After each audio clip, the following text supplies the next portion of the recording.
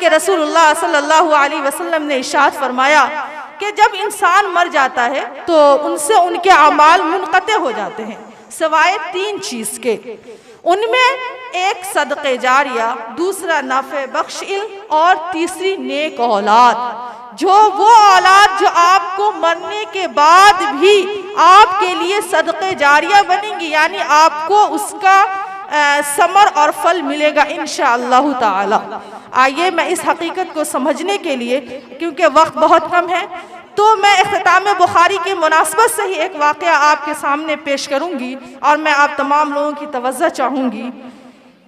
کہ آپ نے دیکھا ہوگا کہ ایک تاریخ اسلام میں روشن مثال امام محمد بن اسماعیل رحمۃ اللہ علیہ کا ہے، جن کی کتاب صحیح بخاری شریف امت مسلمہ کی سب سے معتبر کتاب سمجھی جاتی ہے۔ روایت میں آتا ہے کہ امام بخاری رحمۃ اللہ علیہ بچپن میں بینائی سے محروم ہو گئے تھے، یعنی آپ کی آنکھوں کی روشنی بچپن میں چلی گئی۔ اب ظاہر سی بات ہے، جب کسی ماں کے بچے کے ساتھ یہ حادثات پیش آئے تو وہ تو بہت زیادہ پریشان ہوئی ہوں گی، تو وہ ماں بھی بہت پریشان ہوئی، لیکن ہمارے یا آپ جیسی ماں نہیں تھی، صرف شکوہ، شکایت، گلے، ارے میرے ہی بچے کے ساتھ ہو گیا، ہم نے کیا گناہ کیا؟ ایسا نہیں، ان کے زبانوں پر نہ کوئی شکوہ نہ کوئی شکایت، بس صرف اور صرف دعا ہی تھی۔ وہ راتوں کو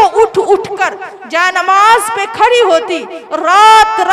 بھر وہ رو کر اپنے رب سے دعا کرتی کہ اللہ یہ میرا معصوم بچہ ہے، یہ دین کے لیے پیدا ہوا ہے، اے اللہ تو اس کے آنکھوں کی روشنی لوٹا دے، اے اللہ اسے تو وہ چیز لوٹا دے جو اس کے آنکھوں کی روشنی ختم کر دی ہے۔ حدیث میں آتا ہے کہ